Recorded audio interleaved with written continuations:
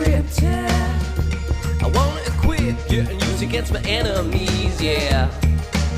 You see, I wanted to save you and then learn how to raise you, but I forget you from the wilderness.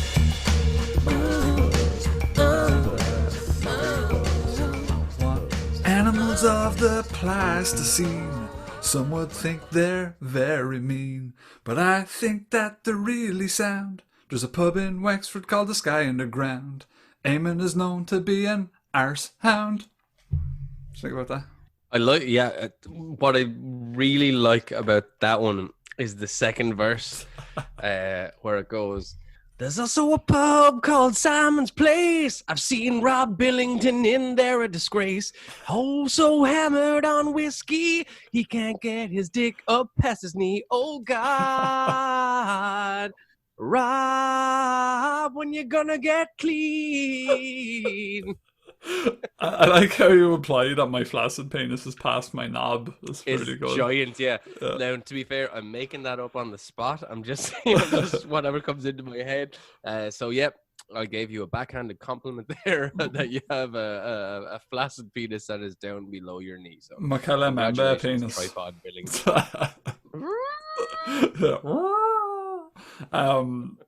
What's going on, everyone? This is Rob here, and with me is Amen. and we are Monster Fuzz podcast. And today we're doing something a little bit different. This is the aim of this episode is basically to let you guys know about some of the weird creatures that, you know, us as humans, Homo sapiens, evolved alongside and we grew up with in our modern form, what we are today. And yeah, just to talk about some of the now extinct creatures that gave us hassle, that we gave hassle to. And yeah, it's just because when we talk about these cryptids a lot of the time, it sort of seems like some of them may have been actual prehistoric stuff. So it's worth talking about our past to understand our cryptid present. Isn't that right, Em? Yes, that sounds very like some sort of advertising slogan. Does it, yeah? Does a little bit. It's worth understanding our past to ensure we understand our cryptid present. Phone right now to fucking Mothman 2020 1850 55 55 55. He'll read your mind and tell you your future. That could be our new slogan then. But I think there's like sometimes I'll sort of do my pseudoscience made up explanations where I talk about like some type of ancestral memory of the adversity that we came up against as a species, even when we were like little monkeys. And maybe some of those memories are some of the things that are poisoning our brain when we see a monkey and we think it's Sasquatch. Do you know what I mean? That kind of thing. Yeah, absolutely. I think there's definitely, I think we've touched on it before, that kind of fear-based stuff that's woven into our DNA, where we kind of, you know, like for example, I don't know if you ever heard, there's a study about snipers in the army, and they did this test that showed that, you know, they're asking them, when did you think the target was on you? When do you think it was off you? Blah, blah, blah.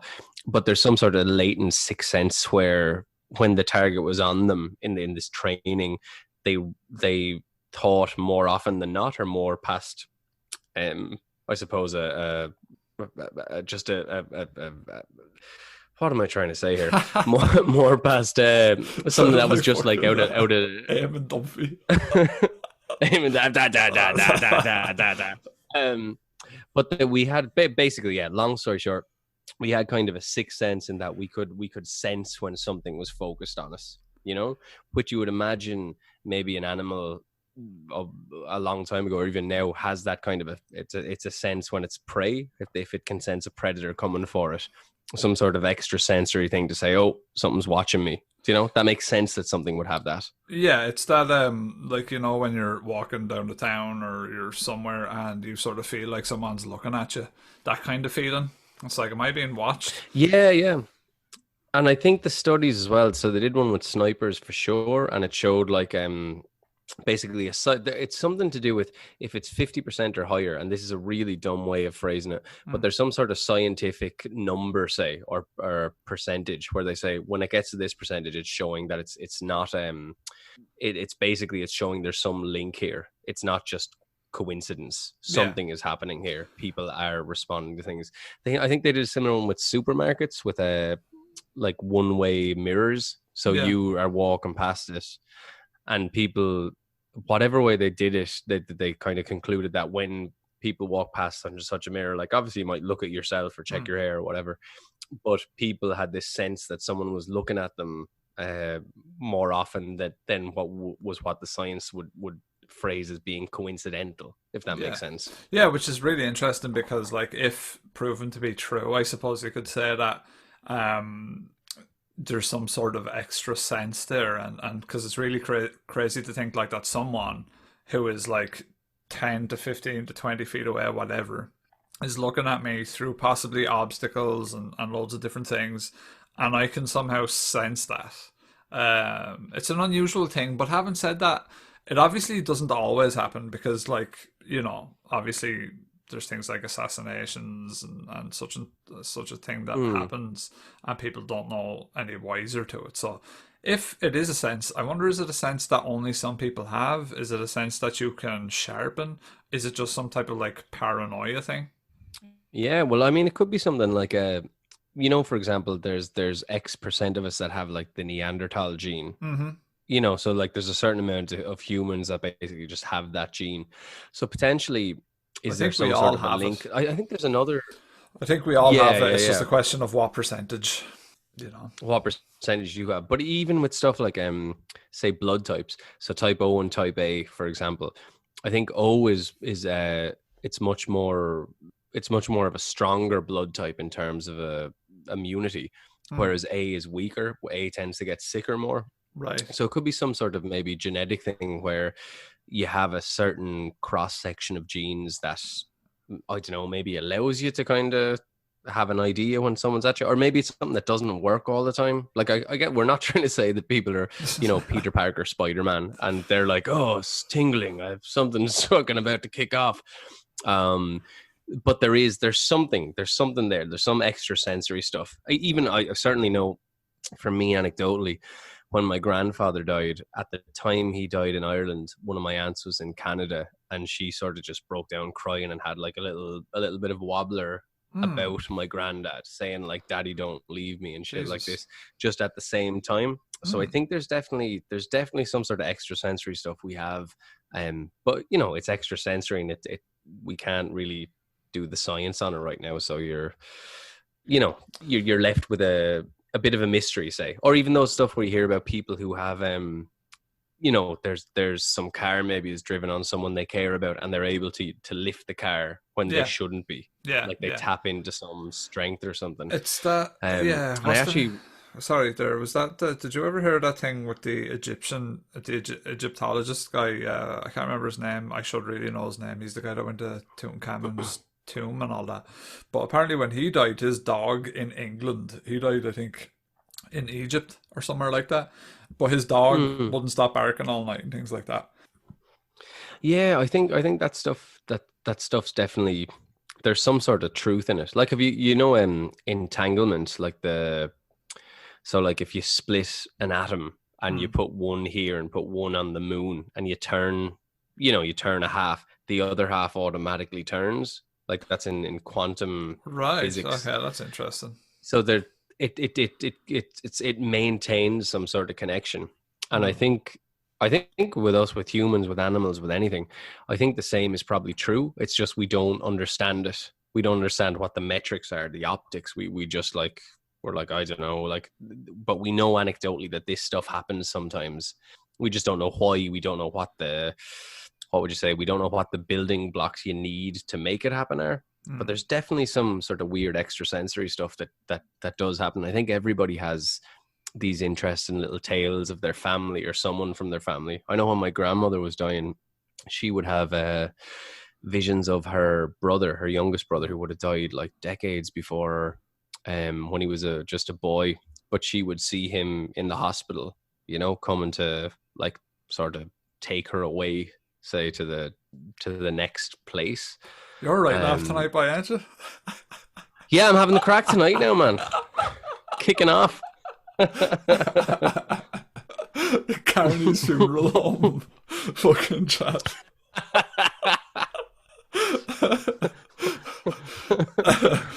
What I'm gonna do in editing is I'm gonna put the funeral march in the background of you talking. You should. Or put the Imperial March in the background. Dun, dun, dun, dun, dun. All right, but sorry to cut you off there. I seen a joke and I had to just slice it through that one there. Me poor nanny. Me poor nanny. Eamon's like, we start a podcast and Eamon opens up fucking rip.ie and starts reading fucking down through the fucking thing. He was a kind woman. Do you have any fucking books of condolences you want to open up there or anything? I have a few mass cards there I might just read about if that's okay. Oh, for fuck's sake. Anyway, what were you going to say? Anyway? Who knows? It's gone now, like. Who knows? Alright, anyway. Okay, whew, my stomach hurts now. That was an early silly goose time there. Silly goose. Yeah. So yeah, to talk a bit about what we're going to get into, I suppose you could say. Oh, first, actually, do follow us on Monster Fuzz Podcast. I say this every episode. Monster Fuzz Podcast on everything. And do please rate us on Apple and follow us on Spotify. And then if you listen anywhere else, you do you. That's great. And to the 3 listeners we have on iHeartRadio, awesome. And also to both of our Maz that are listening right now, thanks for the support. Thanks, Catherine. Thanks, Anne. So yeah, we've sort of talked about the ancestral memory of the things, and the thing is as well that like some of these monsters that we're about to talk about, which were real and they're scientifically proven to be real, are scarier than a lot of the regular cryptids we talk about. Like a Mothman is not fucking scary compared to like a 7 foot tall giant bird that'll kick your ghoulies out. And so to set the scene a little bit, we will talk about the best scene, aka the Pleistocene, which the Pleistocene is the first era when Homo sapiens evolved. And by the end of that epoch, humans could be found in nearly every part of the planet. So think of that as like the building blocks of us. That's where we expanded and spread out, was in the Pleistocene. So that's when, you think of the Ice Age, you think of woolly mammoths and saber-toothed tigers and all that stuff. That was really when Homo sapiens, us, sort of learned how to use tools, learned how to hunt, learned how to move all over the planet. The other thing that I would like to just underline here is like most of the stuff that we're talking about, we have absolutely no idea about, and like we're just sort of winging it. Like I'd love to talk to some people that are into this type of stuff, and even have them on as guests at some point as well. It'd be great to talk about like paleontology and stuff, wouldn't it, Emma? Yeah. No, that'd be really interesting. It'd just be like for them, I'd sort of weep because I'd say they come in, there's just 2 lads like, yeah, but I think that there's probably a big monster in that lake, and your man's just like, fucking Christ, how do I stop these idiots talking? Yeah, no, they'll be getting all sorts of stupid questions. And I would also, before we get too deep into it as well, I'd like to just give a shout out to everyone that is giving feedback and all, because that's great. And we are in the juvenile stages of the podcast, so feedback is nice, and shouts out to all the people who were messaging, you know who you are. And there's a phone call coming in there now, so that's fun. Yeah, that was I'm on to do not disturb apparently, but it just keeps going. So yeah, do you want to talk? The CIA is it telling you not to give out their secrets? Yeah, it could be that. Do you want to talk a little bit about the sort of earlier things about 135,000 years ago? Yeah, absolutely. So by 135,000 years ago, the humans that we would recognize as us, Homo sapiens, which, fun fact, is Latin for wise man, which I believe that you are, Rob. I believe you're a very wise man. Yeah, you too. We were living, look, wise. It's no surprise that I'm wise. But we would have been living in Africa at this period. And in fact, the earliest confirmed evidence of modern humans is from 195,000 years ago.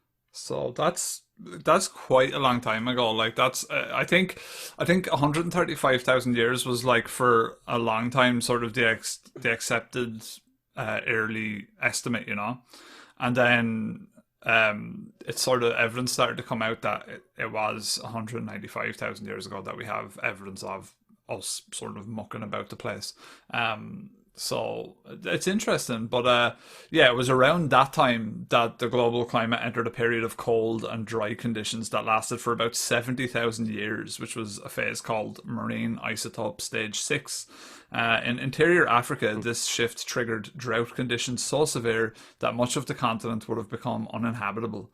Genetic studies of modern human DNA tell us that at one point during this period, human populations plummeted from more than 10,000 breeding individuals to as few as 600, which is crazy. Like, that's 600 individuals is not a lot of people, is it? No. So at one point, that was all that there was left of us to try and keep everything going. That's crazy, yeah. Especially when you think about it, like, just think of the numbers that, you know, obviously we're in this corona thing, but think about the thousands that have died because of that. And that's, while it's obviously a pandemic, it's not like this massively, I suppose it's aggressive, but it's not, it doesn't have a very high fatality rate, if that makes sense, you know? So that those numbers are just so... Jeez, it's hard to get your head around. Yeah. There's people who have more fucking Facebook friends than that. Like. Yeah, literally. Yeah. So yeah, we became highly endangered and we almost went extinct. This population bottleneck means that all humans alive today are descended from this tiny group of survivors. The result of that being that we have less genetic diversity than a single troop of West African chimpanzees, which is crazy. Like, so we're all severely inbred, you know? Yeah. Well, I mean, when you think about it, like Adam and Eve, 2 people, 600 people, there's almost not that much of a stretch. You know what I mean? Like, there's such a tiny amount there. Yeah, no, it is. It's crazy, but yeah. So, like, not only did we survive a massive extinction event by the skin of our teeth, we also managed to dodge everything that was hunting us too. We're fairly hard, like we're well hard, but the well odd. Yeah, many of the best fossils of hominids come from piles of bones. There are places where predators ate lunch. So keep in mind that, like, yeah, we were hunted for a long time. A lot of the animals that we talk about in this list, we did hunt. But for a lot of our ancestral history and, like, before Homo sapien as well, we were prey for a lot of things, including actually some massive eagles that used to snatch babies from, like, I suppose what you would call early human cots. I don't know what they would have used back then, but they would just snatch babies from trees or wherever the early human, like, sort of monkey ancestors were. They just, they'd rob them, eat them as children, which is crazy to think about, isn't it? Yeah, it's very strange. It's very strange. It sort of, it does make sense. Like, you know, if you had animals that were much bigger and we were around, obviously, you know, we can't defend ourselves terribly well. And the only real thing that humans had is that we were able to think of solutions to problems, if you like, that were sort of outside of our, not necessarily outside of our instinct, but outside of, you know, just our arms and our legs. Like, you know what I mean? Like, we obviously weren't capable of doing the same sort of things that the predators were. But it's just, I'm still, to be honest with you, I'm still wrapping my head around that there was at one point just 600 of us and we managed to thrive. Yeah. You know, a lot of people fucking, man. A lot of people fucking just trying to keep the species going. Yeah, that's it is crazy to think. Like, I'd imagine, you know, actually, I suppose, because I was going to say I'd imagine they don't really know that for sure, but then I'm sort of thinking, well, if they're using genetics, they probably have a fair idea if that's where we all came from, you see, because, like, they can sort of reverse engineer it, I think, to be able to tell how many variants there were or something like that. Yeah, and I suppose if you think about it, like, if you were running the numbers and the number 600 came up, if it was me and I was running the numbers and I had no, you know, previous idea about what the trend was, I'd see 600 and I go, I'm just going to run these again because that sounds too low to me. Do you know what I mean? True. Like, so I assume they've done their due diligence, and these are people obviously who, you know, this is their profession. But just for me, it's a really crazy thing to wrap my head around, that there was just 600 of us at one point or thereabouts. Like that's just madness. Absolutely nuts, yeah. Do you want to tell the people about one of the animals that we hunted a lot, and also one of the animals that we were probably in a lot of tussles with because of its size, and I'd say hunting such an animal was quite difficult. Yeah, do you want to talk about the megatherium? Yeah, so the megatherium, otherwise known as the giant ground sloth, was quite a big character. You see him there compared to like a 1.8 meter tall person, which is probably, I think that's about my height. I think I'm 1.88 and you're, I don't know, 2.75 or something like that. Right, 1.97. But they're I would say on their hind legs probably about 2.5 times 4 the size meters of the tall. person. Do you think that's fair? They're 4 meters tall. Yeah. Which is crazy. So, they're really crazy. Now, to be fair, they don't look massively intimidating. But I mean, the same could be said about a polar bear or something like that. No, I mean their height and stuff, but just the picture, the colored picture. Do you know what I mean? Like they don't look like a sort of a T-Rex or something like that. No, but there's studies that have come out where they reckon that they might have been hairless. So you're looking at this kind of giant hairless bear with huge sloth claws that are curled inwards, and it walks on them.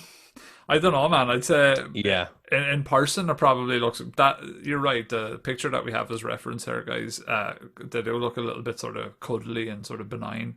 But docile and stuff. Yeah, but I don't know about that. I have a feeling like that'd be quite terrifying. But yeah, do you want to tell us? Yeah, well, I don't know. Even with the regular sloth, like they're obviously quite cute looking, and especially when you watch those videos on YouTube where they're just eating carrots or whatever. But if you've ever seen one in the rain, and like I think there's some sort of there's a picture of the sloth in the rain walking down like a highway, right, and it looks terrifying. So maybe, exactly, context is everything, I suppose. And we're not looking at the actual animals here. But basically, Megatherium was a peaceful herbivore, but that didn't stop it from having clashes with humans. There was a type in this species called M. americanum that could grow as big as an elephant. Some research suggests that they were also hairless. So you think of a giant bear or a horse or a sloth with kind of massive claws, and you're getting an idea of what that's like. Megatherium became extinct around 12,000 years ago during the Quaternary extinction event, which also claimed most other large mammals in the New World. The extinction coincides with the settlement of the Americas, and the kill site where an M. americanum was slaughtered and butchered is known, suggesting that hunting could have caused its extinction. So human beings are, like, I suppose, trying to get the meat off these things. And if they are, like you said, over 4 meters tall, there's good eating in them. Humans really did, like, I don't think as many people are aware of the amount of species that humans are responsible for driving to extinction. When I was doing the research for this, almost every animal that I was researching was driven to extinction by human predation, which is crazy to think about. Yeah, it's a mad thing, and it's a mad thing again that we could do it, like that we were able to think our ways into strategies that could actually, fell these beasts that are way stronger than we are. Like we had no business wiping out the majority of them, No, yeah, it's mad. It is truly madness. So we had clashes with these giant beasts on the regular. It's known that we hunted them for food. It definitely would have been a life or death battle because obviously, they're so big and large that you'd have to sort of pussyfoot around them with a spear and go like, okay, what angle am I working here? I don't know whether they would have been quick. It's kind of, they don't really have the data on that, but a really cool article about this is they found some human tracks alongside sloth prints. And in this paper, produced with a large number of colleagues, we suggest that the humans stepped into the sloth prints as they stalked them for the kill.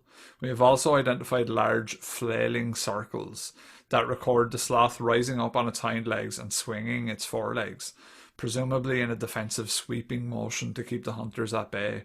As it overbalanced, it put its knuckles and claws down to steady itself. So yeah, they had And when we said giant sloth, they didn't really look like sloths like we were trying to describe there. They kind of have a bit of like a bear mixed with like a horse mixed with a dog's head. Like they don't look like that cuddly. Like they're not like sloths are quite slight bodied almost. Like they're very like, you know, long Yeah. limbs and stuff. These guys are quite like strong built. So if you don't have a picture of them to hand, that's like they're quite a strong looking animal. But yeah, these circles were accompanied by human tracks over a wide area. We see that where there are no human tracks, the sloth walk in straight lines. Where human tracks are present, the sloth trackways show sudden changes in direction, suggesting the sloth was trying to evade its hunters. So, piecing together the puzzle, we can see how sloth were kept on the flat playa by a horde of people who left tracks along its edge. The animals were then distracted by one stalking hunter, while another crept forward and tried to strike the killing blow. It is a story of life and death written in the mud.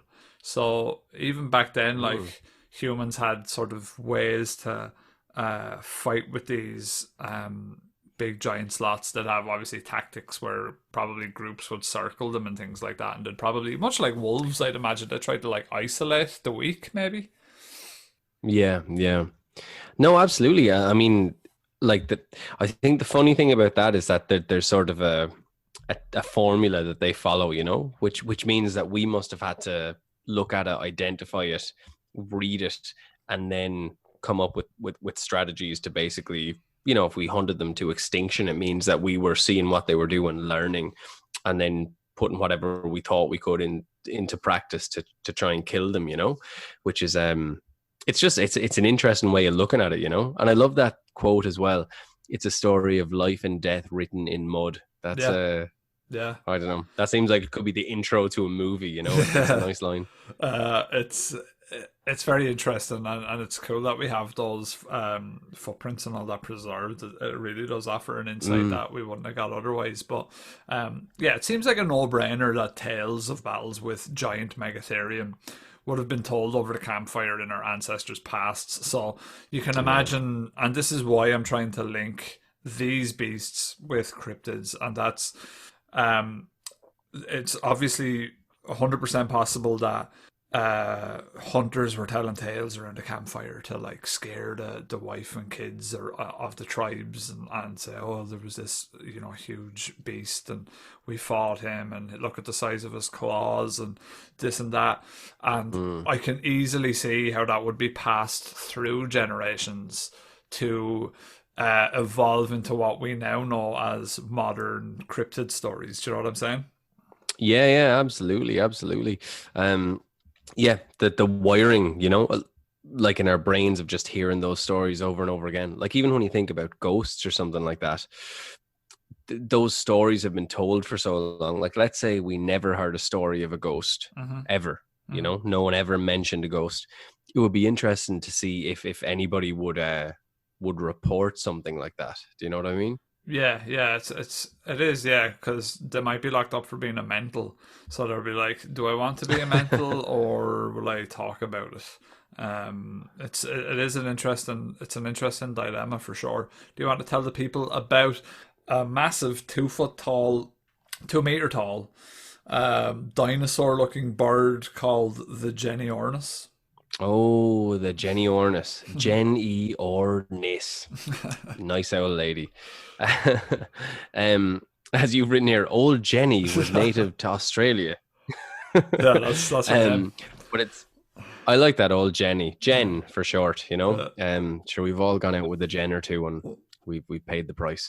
But it's it's largely thought that early Aboriginal hunting led to their demise. So similar to the giant sloth, yeah, at 250 kg, so like most of us after lockdown, and up to 7 feet tall.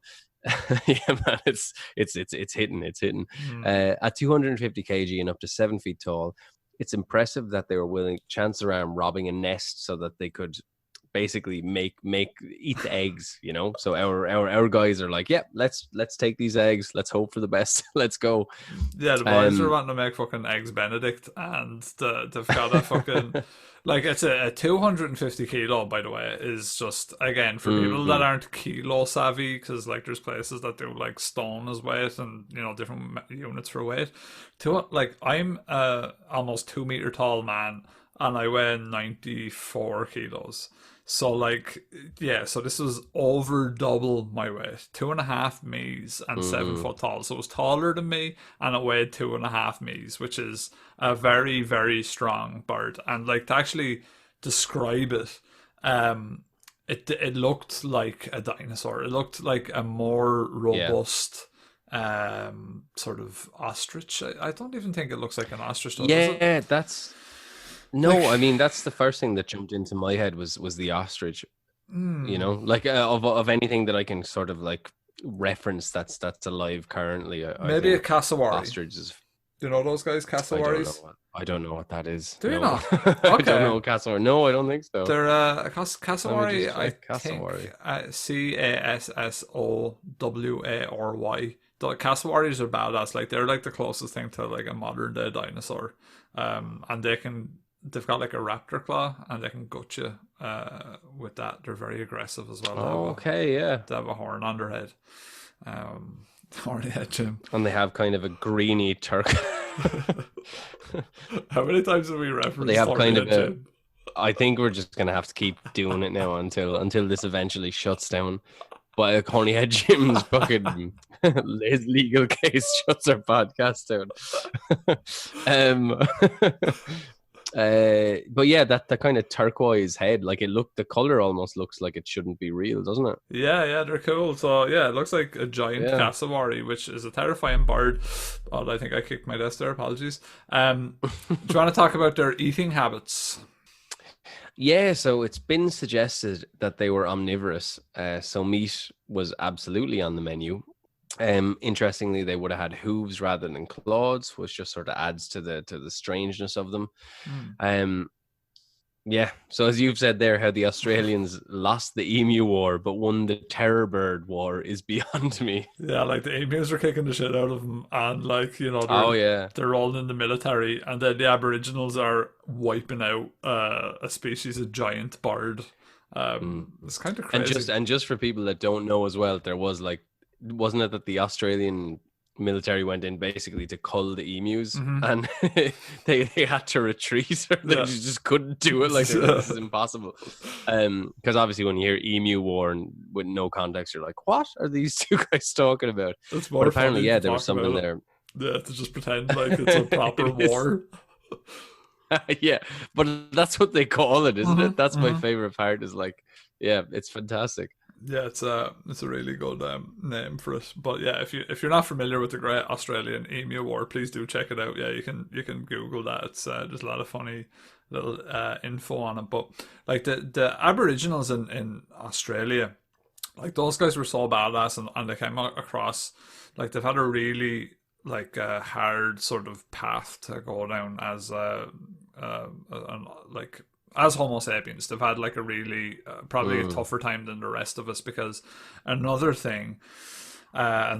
crazy creature in Pleistocene Australia was the Megalania, which was, if anyone has seen a Komodo dragon, it's like a Komodo dragon except way bigger. So a Komodo dragon's max length is about 3 meters and can only weigh up to 70 kilos. And I say that as if like, oh, they're tiny. Like, a Komodo dragon is terrifying. But a Megalania was 7 meters, so again, double, and up to 600 kg. So, you're talking about a real man eater. A Komodo dragon would absolutely give you trouble. And in fact, they have killed people a lot. Yeah. They have toxins in their bite and stuff like that, so they're definitely a tricky thing to. If you want to check out a video on YouTube, one of my old go-tos, I think I probably showed you this on years ago, is a Komodo dragon like vomiting up a deer leg or something like that. Yes, you Yeah. have showed me that. Yeah, I definitely Yes. showed you that. So once Monster Fuzz goes like video, we'll be able to show you videos like that. But yeah, it's a fairly fucking weird video. It just shows you kind of what the scope of what they can eat. But like they're a scary animal. But yeah, so Megalania was way bigger, and also Megalania is a cryptid in its own right. So we might actually end up visiting Megalania in his own episode. There's actually been Mm. Megalania sightings in Australia, Emma. Okay. I was So, actually just about to get into this with the ancestral memory because, like, when you have people talking about dragons, like mhm. this is pretty close. I mean, the fire breath and the wings obviously were missing, but like that's a fucking dragon.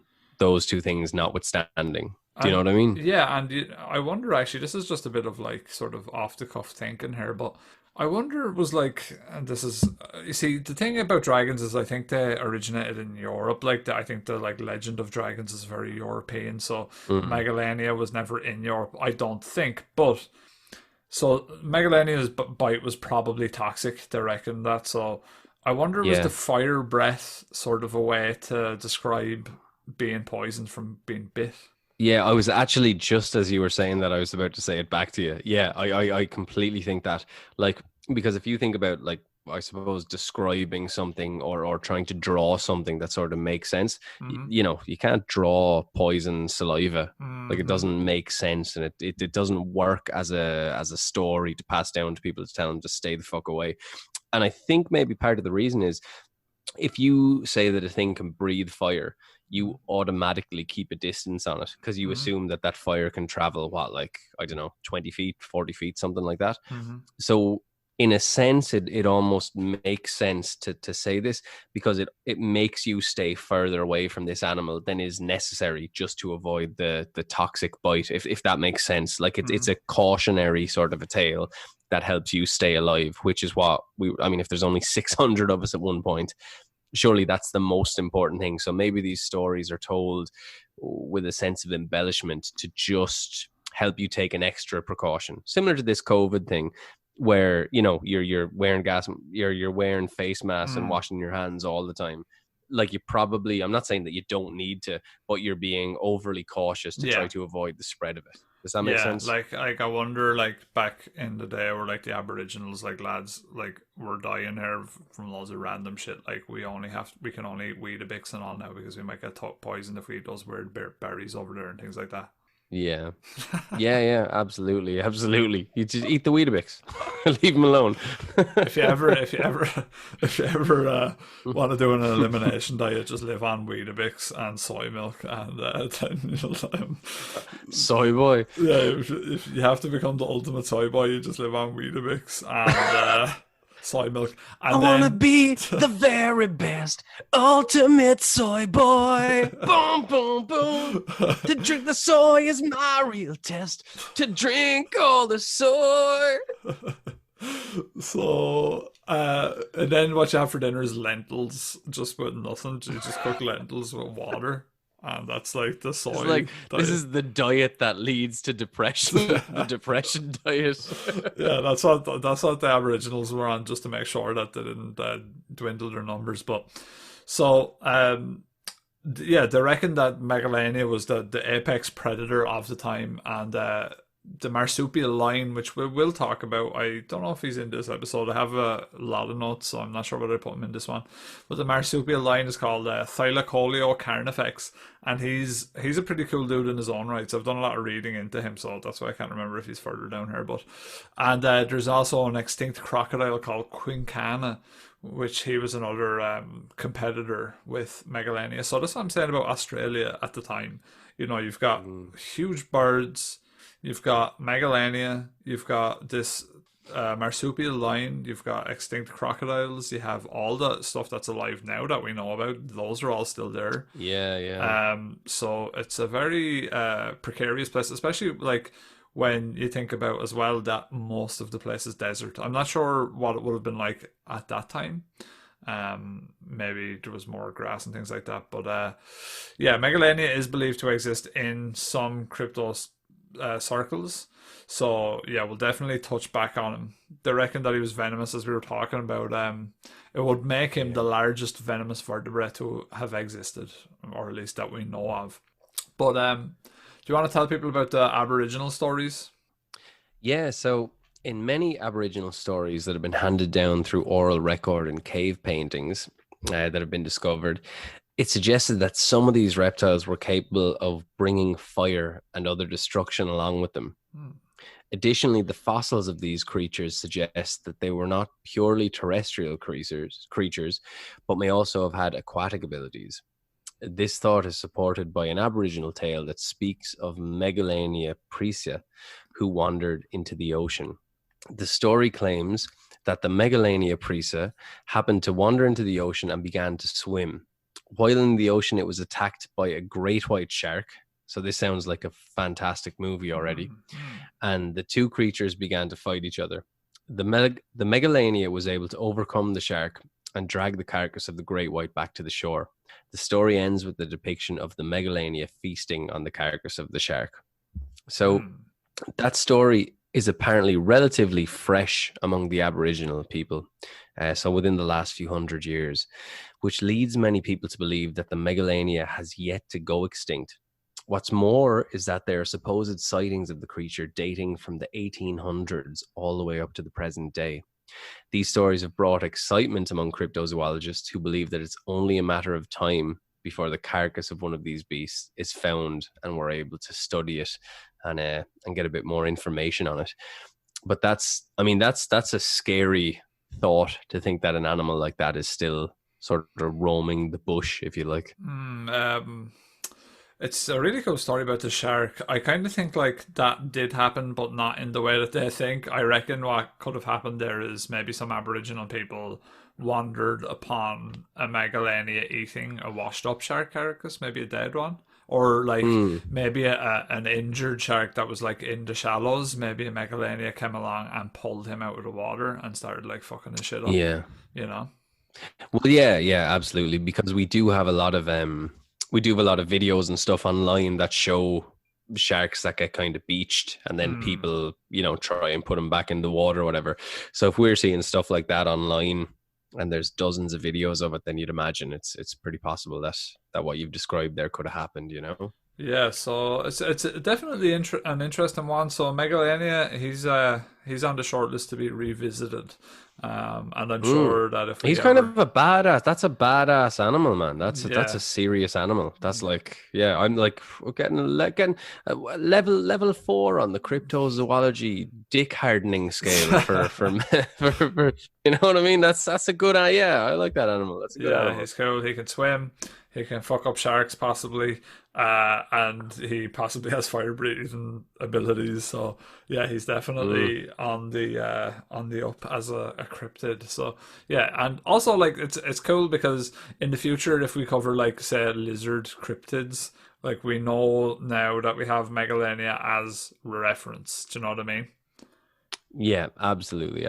So it's cool. Now, one of the more sort of, again, I suppose, benign creatures, but this is a really cool creature, and it just sort of shows how unusual things were back then, and it shows like what was a commonplace animal at the time alongside us humans, but to us, if we seen one now, we'd be like, what the fuck is this? And that's a glyptodon. And a glyptodon is like a giant armadillo, right? So when you think of an armadillo that's covered in, shell and armor, this is basically the size of a Volkswagen Beetle. It's an armadillo supersized. And the other really cool thing about them is any dino nerds out there, they kind of had like Ankylosaurus abilities in that they had a club tail that they reckon they used to fight each other and as defense. So like that's pretty cool, right? Yeah, absolutely. It's interesting when you see stuff like that when an animal has a certain attribute that is used to fight animals, the same animals. Like I'm just looking at that picture there in the museum, and that's a when you have the humans for scale, like that's a really big creature. That's like as big as a cow or something like that, Yeah, they reckon bigger with the tail. Yeah, I reckon there's even bigger. Like that's just one sample, and like it's such a. Could you imagine those being alive today and like crossing the road? Like if a car hit one of them, like big trouble, right? Yeah. Absolutely, absolutely. But it is interesting as well. And I suppose just getting back to that, using the tail as a club. Like, I don't know. Have you ever seen those videos where giraffes fight each other and the way Yeah, they kind they use of their put neck, their is it? necks into each Yeah, other? yeah. Oh yeah, it's really bizarre looking as That's well. what It my seems Mickey is like like when I get out of not a bed. good idea. That's what your Mickey is like when you get out of bed. Yeah, and so would you like Wraps whip it around into a stuff. different Mickey? Oh, it No, wraps it no, right. Okay, no, like it just grabs stuff and all trying to that. get my head around it. No, like I wake up out of bed and it's like grabbing me phone off the floor and everything and picking it up and like showing me what's on my phone and everything and then putting it back down. So, so just again, just so I'm clear, so you wake up and your Mickey sort of grabs your like does it wraps around the phone or it kind of uses the? Are you? It uses it uses here, but it's got a dexterous Jap's eye that you sort of like Pac-Man and it grips. so the Jap's eye effectively grips your phone and Yeah, then brings it to your face. think of it like how Right. an Okay. elephant eats an apple, you know? So are you a circumcised man? No. No, I'm I'm not. just trying to No. again, just trying to. Yeah, okay. So you have that, I suppose, yeah, with the extra skin there, there's a bit more to kind of, there's a bit more Traction. grip, there's a bit more grab. Yeah, there's a bit more traction. A dexterous penis, as you've said. Right. So you're okay. So that's Yeah. interesting. So not unlike the Glyptodon using its tail as a club, your penis when you wake up is it sounds like it's not rigid, but it's quite long. So it's not quite a morning Yeah. glory. It's more No, like no, a it's like- morning. Yeah, pushing her up. Like pushing be a lot of rope by the Yeah. sounds of things. Yeah, it's like Okay, well that's great. So you have a nylon Mickey that basically gets big in the morning and uses it retracts the foreskin and then opens the helmet and then clasps onto the phone yeah. like some sort of hair clip Yeah, and yeah. then brings it back to you. Yeah. So you've trained your Mickey to do this, or No, it has its will of its own. it just does Yeah, a will of its own? yeah, it just sort of goes about its business, and Mm. yeah, sometimes I just catch it doing. I Things, don't like, I'm wanna, like, what are like- you doing? Like I'm like, It's no. I'm sitting at my desk and I hear It's the really guitar interesting. starting to be strummed and all that. And I'm like, what is going on here? And there's me Mickey is down playing the guitar. It's just your Mickey, yeah. Yeah. And I'm just Yeah, sitting or there you hear watching like YouTube. someone's frying bacon in the morning, and you're like, "Oh, deadly!" You're getting and Yeah, it's sure. actually your Mickey cooking you dinner or breakfast, rather. Yeah. No, it's it'd be doing things like that and all that. It's just mad. Like it'd be putting the toothbrush up to my mouth and all in the toilet when I'm trying to fucking try to take a shit or something. Yeah, because your Mickey is all about. You're obviously giant nylon rope. Mickey is all about hygiene. Yeah, that's interesting. That's it's funny that we have this cryptid podcast, and it turns out that the biggest cryptid of all. Is actually your penis by the sounds of things. Well, yeah, So I mean, that's- look, I suppose I should. I always thought it was normal, but if you don't have the same experiences, then No, well, look, I might be the weird one. Maybe I have a cryptid where like it's like the anti-T. It's like there was a tiny T-Rex that was just like, what did it do? Oh, it didn't really do anything. It just it used to kind of get really stiff every now and then. That was, so that yours was it, yours pretty doesn't much. do that. Like, No, Serious? no. No, sometimes, and again, it hasn't happened for many, many years, but what it can do is sometimes it's almost like a cat, like Right. that just sort of vomits every now and then. So I might kind of vomit if I'm asleep. So I could be asleep and I wake up and I'm like, oh no, not this again. all right. But that, like I said, that hasn't happened for many years. Hmm. I'm trying to think, does it do anything else that's weird? I'll tell you what it does do that's kind of interesting, right? So it's able to grow hair, but just to a certain length. Like it doesn't really, like, for example, if you just never cut your hair would be longer than you, right? Yes. Your head hair. Indeed. But the pubic hair, or the Mickey hair, as I think it's scientifically known as, That's the is Latin. that only term. gets to a certain. That's right. Herolos Miconle. It only gets to a certain length, and then when it gets to that length, it doesn't really get longer. If that makes sense. Yeah. I suppose. Although you see mine sometimes, and you think there's some fucking cryptids in there now. That's one thing. Do you not clip it? No. Yeah, of course they do, but sometimes, you know what I mean, you just, you're feeling a bit retro or something, especially after especially after fucking coronavirus is like, Yeah, sure, what do you be the at, hair like? doesn't bother me, like.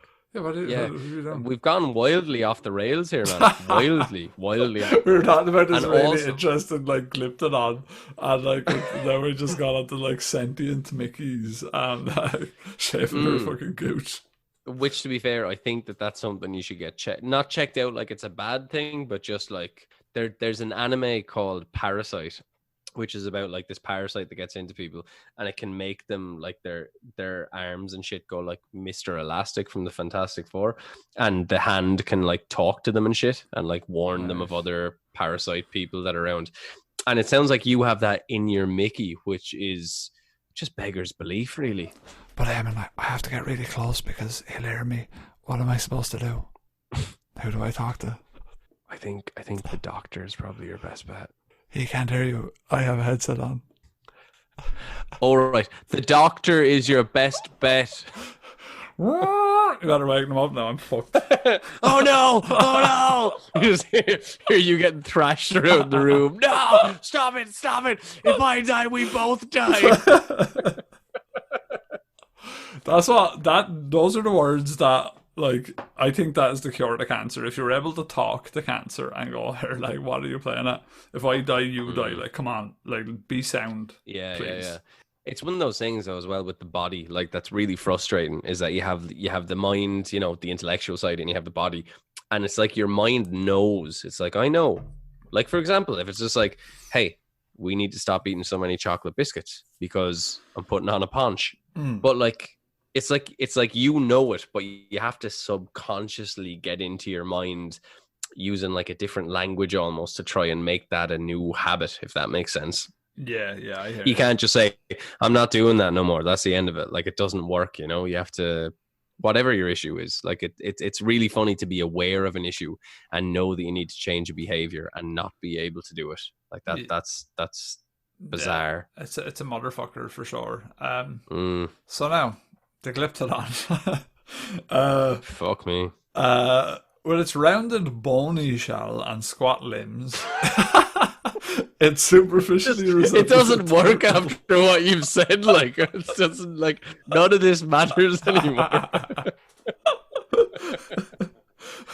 It also resembled the dinosaurian ankylosaur, which we just mentioned earlier, providing an example. I don't know, I'm talking about convergent evolution, and I was talking about me Mickey doing me fucking brushing me teeth.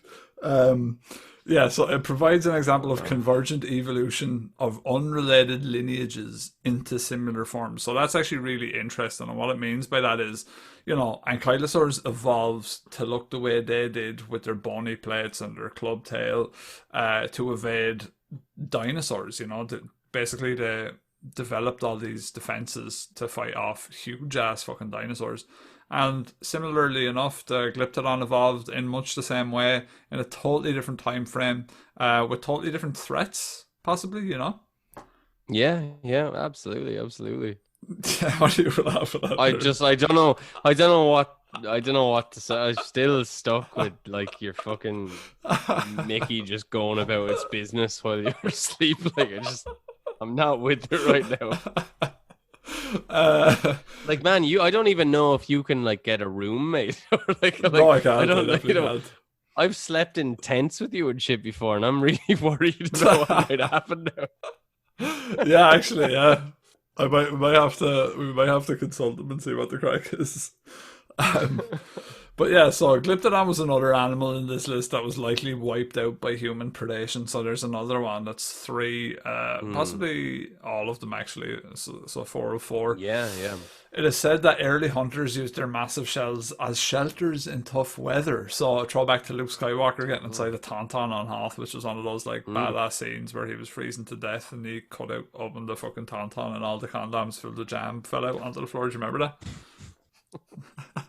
All the condoms filled with jam. Someone was listening to the director's commentary of Star Wars. George Lucas was like, and for this tauntaun we just filled a lot of condoms full of trifle sponge jam. And that's funny. That's actually Trifle smudge. that's actually Oh, credit to Carol Pilkington for that one when he's in the China episode. There's like oh a yeah, yeah. bucket of like intestines, and he's like, "What's that?" Looks like a lot of condoms full of jelly. Um, yeah, Interestingly, you've seen the original Dawn of the Dead, right? yeah. I know you have. I know you Yeah, have. of I know you have. course.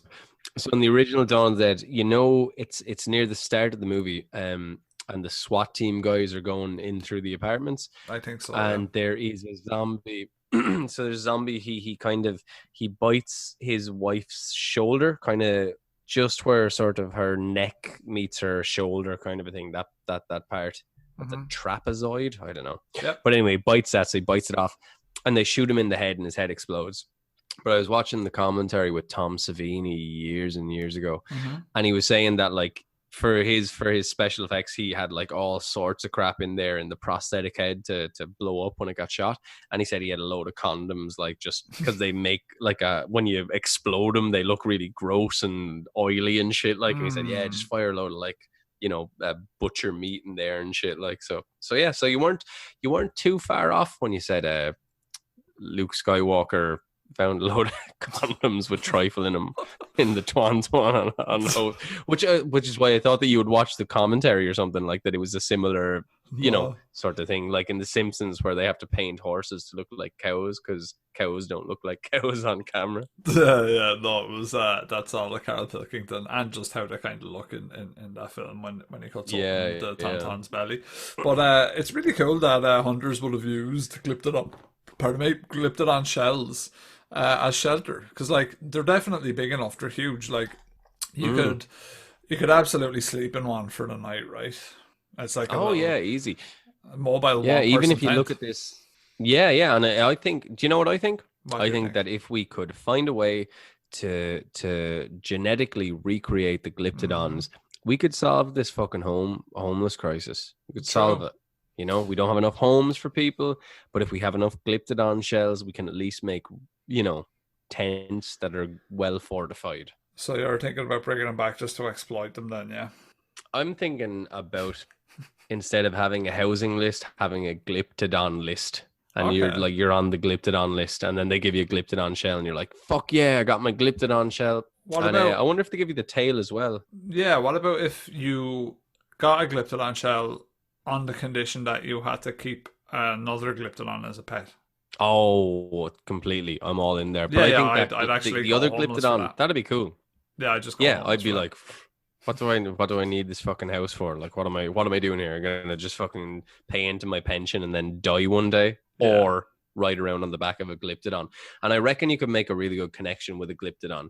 Like you Mm. could like, this is my glyptodon. What would you call your glyptodon? Uh, Good question. Ooh, I don't know. Shelly, because it has a shell. That's clever. I'd call mine Michelle. But like, so if we had but it would be pretty cool. Like riding around on a glyptodon would be deadly. Like Oh, same it'd as be if deadly. you're in, when spiders were like fucking, I don't know, like 6 foot or whatever. Hmm. Like riding around on a spider's back would be pretty awesome. And you don't see enough of that in movies nowadays. And Mm. I'm throwing out a challenge to you, movies nowadays. More people riding the backs of spiders. Let's have a bit of that, huh? Please. Um, Glyptodon, yeah, Glyptodons are so cool, and I kind of wonder if they were hunted to extinction before man realized their utility, or were they? Because when you look at them, you're like, those had to be good for something. Like they Well, were. were they hunted because of their utility? Like, I mean, if That's if yeah. the, if you can feed people and create, like, because you could bring one of those shell. Again, I don't know about the weight of the shell, Mm. but you could bring one of those shells with you as almost like a makeshift tent type thing, Mm-hmm. Mm-hmm. and just you're grand, you're taken care of. So yeah, it's interesting. A cool animal though, really Yeah, cool animal. depending on how they depending on whether they were like pack animals or not, like you could potentially set up shell huts like close to where they like resided, if you get me. So like I doubt they moved around much. I doubt they were like the type of animal like that went from each side of the continent. I'd say they probably had their areas that they kept sort of near. So they probably just left a few shells around there, and they could probably, to be honest, another reason was probably hunters could hide under their shells in the middle of all the rest of them, kind of like a Metal Gear Solid cardboard box scenario. Yeah, absolutely. And you can make a great fort for your children in a prehistoric world. Yeah. I mean, they looked like they're probably very useful in general as an animal. It's a shame that they're extinct actually, because they're quite cool. Hopefully, they'll be able to get some DNA and cross it with an armadillo, and give the people what they want. We want glyptodons, is that right? Yeah, and we're gonna start a campaign. Yeah, to get the glyptons with us. But yeah, so there we have it, really. Glyptodons. Yeah, the aim of this list really was just to shine a light on some of the more bizarre creatures that we coexisted with. I've barely scratched the surface, so when you consider our evolutionary past, there are a lot more weird creatures. These only cover Homo sapien sort of animals. So if you want to go further back, there's definitely more for us. And not to mention, I conscientiously did not pick woolly mammoth. I did not pick woolly rhinos. I did not pick saber-toothed tigers. I still have Thylacoleo there to talk about. There's a load of animals. The American lion is another one. Thylacine, obviously, who we talked about in the Bunyip episode. There's so many extinct animals from our time that I still have not talked about. And then prior to Homo sapien, there's a lot more that sort of attacked our monkey ancestors. And not even monkey. I mean, a lot of the ones before us would have been like human-ish. You know what I mean? Yeah. Absolutely. It's I guess the more that you look into this, the more because I think you've said it before on the podcast. We kind of, the way we do things is Rob will research one episode, I'll research another, and we just kind of fire them all into like a Dropbox or a Google Drive. So we're not really sure what the other person is going to have in there. But I'm pretty sure I've never heard of any of these animals before from your research. Like, you know what I mean? None of them are resonating with me or ringing a bell with me. Yeah, it's just for me, it's an era, it's an era in our history that never gets talked about. We talk about monkeys and like when we were monkeys, and then we talk about now. So like everyone just sort of sees it as this like, oh, we were in like Rift Valley in Africa, and then we just branched out, and that was it. It was great, and then an end of story. But the story of how we branched out, where we branched out to, what we had to come across when we did branch out, like the adversities that we experienced upon that, the fact that we lived through an ice age.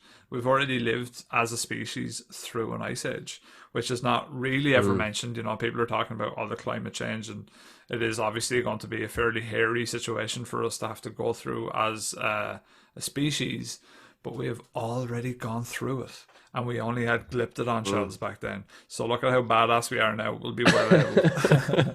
You know? Yeah. I think the problem we have now is that we're too comfortable. Yeah. Back then we were hardy. We were prepared. We weren't even prepared. We were just, we just did what we could to survive. But again, the big takeaway from this episode for me is that our numbers fell as far as 600. Like, that's still, I'm just trying to get my head around it. It just seems so tiny. Yeah, I mean, it's a giant what if. Like, had we have fallen, we would not be sitting here talking about sentient Mickeys, and it would be some other animal would have filled the void, and probably not an animal as intelligent as what we have gotten to. It would have been. It's in a way. I do like the idea, though. What? I was just going to say, I do like the idea of two glyptodons having created the internet, sitting, maybe a couple of 100 kilometers away from each other, talking to one another, and one glyptodon making a story about how a totally true story, I'd imagine, about how his Mickey gets his mobile phone that's made in China by Korea, actually. By fucking made in sorry, but it's made by a group of Megalania workers that they make the phones, but he is a Mickey that just does its own thing, which is is that any stranger than what's happening right now? I don't know. You decide. Yeah, you decide for sure. It's Yeah, I think that's an interesting tale, and I think it helps us it helps us reference something, and it helps us frame certain arguments when we do talk about cryptids. Is what is possible, all the mad shit we've gone through, etc., etc. But it is ultimately us humans have sort of really probably had to step on the toes of a lot of animals to get to where we are. And again, that's another little part that I don't think people are as, people are like, oh, the lion is going extinct or the rhino is going extinct, and us humans nowadays are so bad, and like we have guns and we go out and hunt, and it's this and that. But in the actual fact, we were way worse. We are, and that's not to apologize for anything that's happening nowadays, but we were so worse, so much worse. Like it was just done for, it needed to be done. So it was just a thing that had to happen, and unfortunately, a lot of species were wiped out, and that includes the woolly mammoth, that includes the woolly rhino that we haven't talked about. So really and truly, nowadays we're sort of getting more sound. And it's a shame that we had to lose all those cool animals along the way, really. Yeah. We're sound now. We're interested in civil liberty, in social justice, and all this sort of stuff. That's fantastic. Would have been nice if we had an Glyptodon still alive. Yeah. We left them without a Glyptodon ever knowing. That's upsetting. But sure, look. I'd love to see a Glyptodon up in Dublin Zoo. But have you got anything else to add to this episode before we wrap her up, Eamon? No, not much. It was a really interesting episode. I think the Glyptodon and the Megalania have certainly imprinted on me, and the 600 people being alive at one point. So yeah, I've enjoyed it, and I'm curious to see how people. Have you ever seen a Glyptodon or a Megalania or a Jesus? I'll settle for a great white shark. You ever seen a great white shark in the wild that we know exists? I'd love to hear that story. Come on, hit me up with it. Yeah, let us know what your favorite Pleistocene. It has to be Pleistocene. Just look, it's Pleistocene. What your favorite Pleistocene megafauna is? I never thought I would have to say that sentence out loud, but here we are. Yeah, let us know, and thanks for listening, guys. And I hope you suffered through talking about sentient Mickeys. But we got here in the end, just like humanity in general, from the brink of extinction. And I have been Rob. And I'm Eamon. And we're Monster Fuzz, over and out. See you guys. Thank you.